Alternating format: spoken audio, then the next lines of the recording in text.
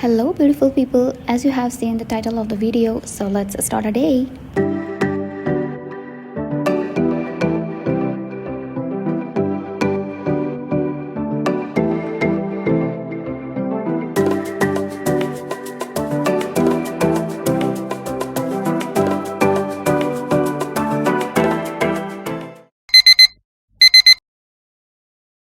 चलें जी, दिन की शुरुआत करते हैं फजर की नमाज़ और रेसिटेशन ऑफ होली कुरान से।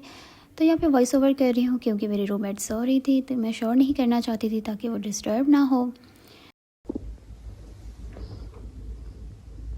नींद मेरी यहाँ उड़ चुकी थी, तो मैंने सोचा क्यों ना एक नज़र करम अपने सिलेबस पर भी की जाए। अभी मेस पे नाश्ता लगने में टाइम था, तो मैंने अपना ड्रामे का एपिसोड कंप्लीट कर लिया। 2 hours later. चारों गर्ल्स हॉस्टल का ये एक मेन आरओ प्लांट है जहाँ से हम सब पानी लेते हैं, पर अभी लाइट ना होने की वजह से इसमें पानी नहीं है। और मैं अपनी रूममेट्स की देखा देखी में अपना ड्रामे का एपिसोड देखने के बाद सो गई थी। अब 10 बज चुके हैं, हम आ गए नाश्ता करने।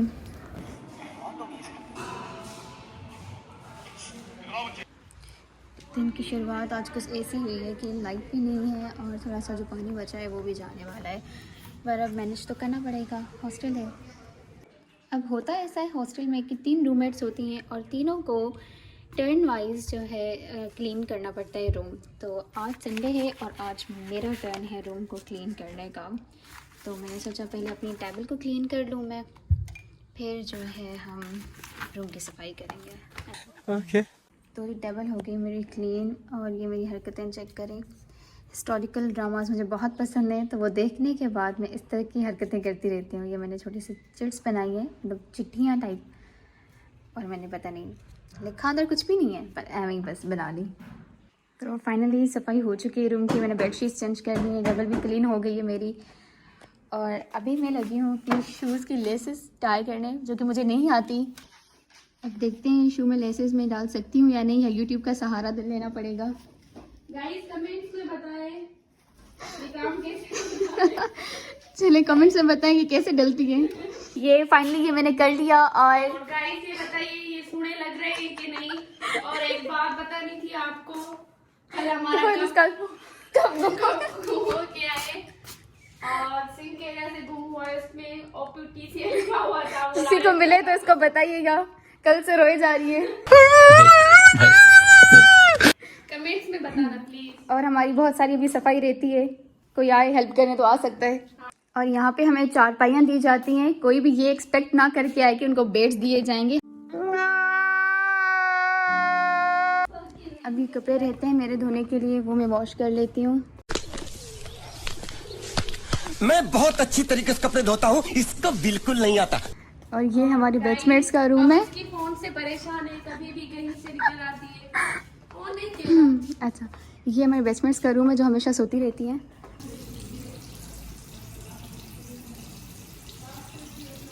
गाइस ये भी रहता है।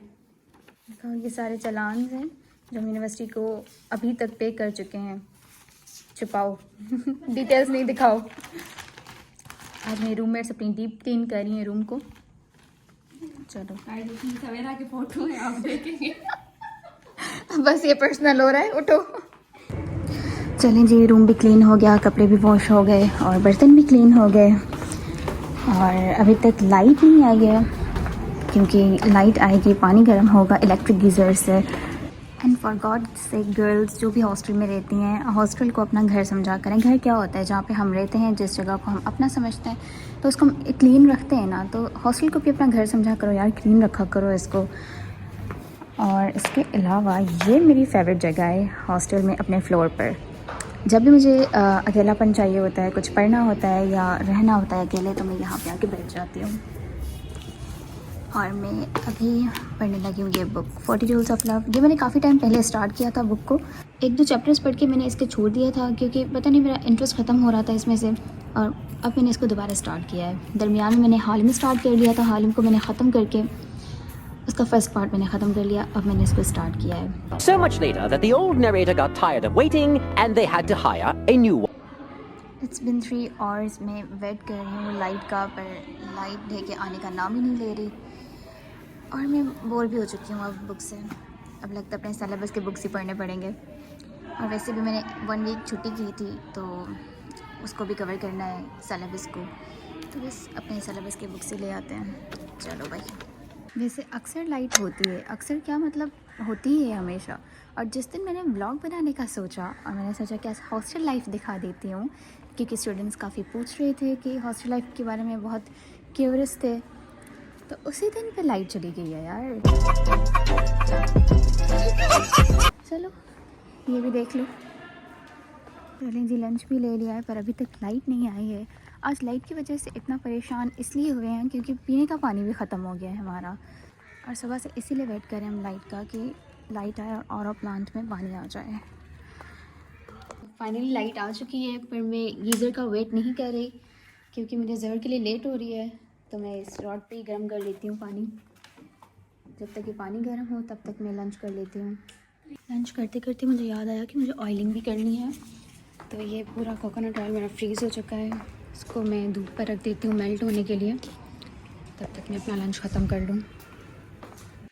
फाइनली सारे काम करके फ्रेश होके मैं अपनी फेवरेट जगह पे वापस आ गई, नमाज़ वगैरह पढ़ ली, और इसके बाद अब हम कुछ काम कर लेते हैं अपनी यूनिवर्सिटी का।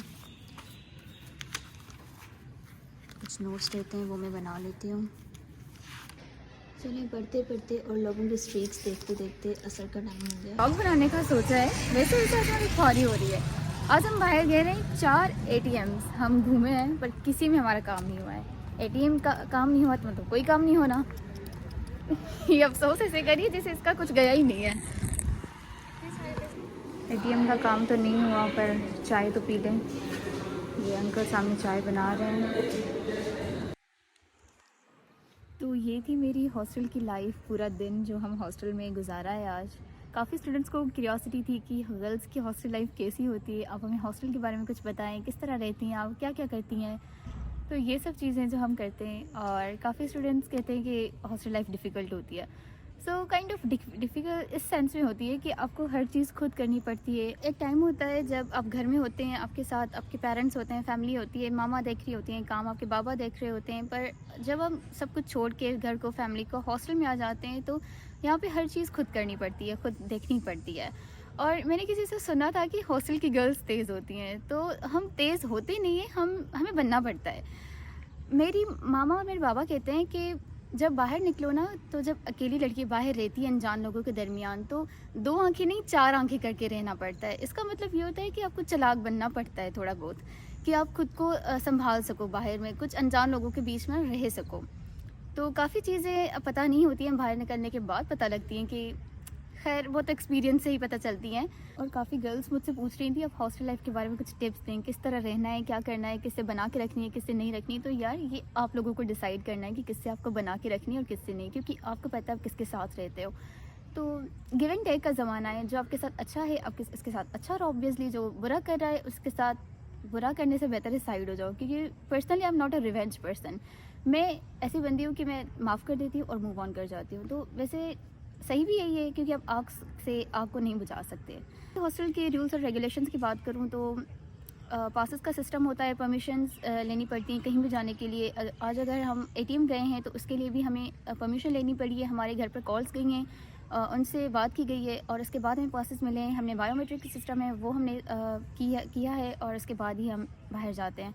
क्योंकि आप आउटिंग की वीडियोज़ वगैरह देखते होंगे कि बहुत घूम रही हैं ये वो, कि परमिशन हमें लेते हैं, परमिशंस फिर ही जाते हैं बाहर। और इसके अलावा हॉस्टल का सिस्टम हमारा किस तरह का है, सिक्योरिटी तो आपको पता ही है किस तरह की है, हमारी स्ट्रिक्ट है, और वार्डन्स और प्रोवोस्ट तो होते ही हैं, हमारी कोऑपरेटिव हैं बहुत।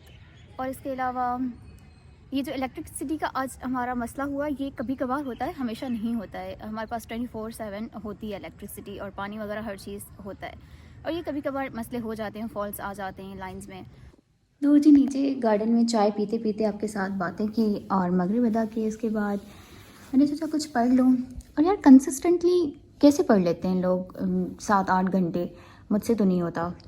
मैं थोड़ा पढ़ के फिर ब्रेक ले लेती हूँ, फ़ोन यूज़ कर लेती हूँ, नावल पढ़ लेती हूँ, फिर थोड़ी देर बाद फिर कंटिन्यू करती हूँ। पढ़ाई लिखाई में ध्यान लगाओ, IAS बनो और देश को संभालो। वैसे ये कोई अच्छी बात नहीं है, कंसिस्टेंसी होनी चाहिए, and I try to build consistency यार। पर मुझे चेंज चाहिए होता है, मैं कंटिन्यूसली कोई एक चीज़ नहीं कर सकती। ये अभी हीटर हमारा ख़राब हो गया था और इसको मेरी रूममेट बना रही है, सेट कर रही है। तो आपको हॉस्टल में आपका इलेक्ट्रिशियन भी आपको खुद बनना पड़ता है। जल्दी से ज़्यादा खराब होता है। सही बात है, ये चलने से ज़्यादा ख़राब होता है। इस पर हमने चीज़ें इतनी नहीं बनाई जितनी दफ़ा इसको हमने खुद इसको बनाया है। गाइस अब चेक करना चलता है कि नहीं। ये सेट हो गया गाइस, इसको नज़र लग गई। दोबारा देखो अब कहाँ से गया। सही ना है तुझे तकड़ में तो सही छो ना ही माँ मुखे तो कोई तकड़ ना हुई। मुखे तकड़ हुई अब गरम ठहरे तो सही गाइस थोड़ा वेट तो करो।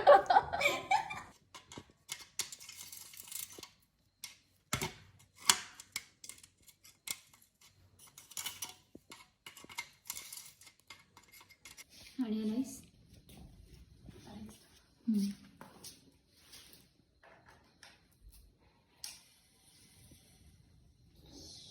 यस हो गया। और ये एयर कूलर है, इसको भी मैंने एक दफ़ा नहीं 2 दफ़ा सेट किया था, कभी यूट्यूब की मदद से और कभी अब्बा को कॉल करके। वो वीडियो कॉल पे बताते जाते थे और मैं और लारे उसको सेट करते थे।